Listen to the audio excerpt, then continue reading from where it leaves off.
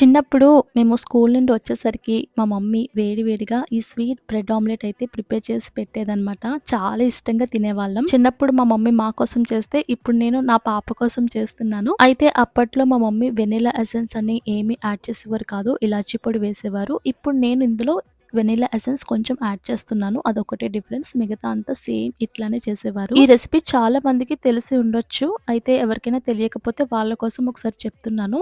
ఏం లేదండి, 3 ఎగ్స్ తీసుకొని బీట్ చేసుకొని దాంట్లో కొద్దిగా ఒక 1 కప్ వరకు పాలు యాడ్ చేసుకోవాలి. దాంట్లోనే కొంచెం షుగర్ యాడ్ చేసుకోవాలి. షుగర్ ఇష్టం లేకపోతే బెల్లం పొడి కూడా వేసుకోవచ్చు.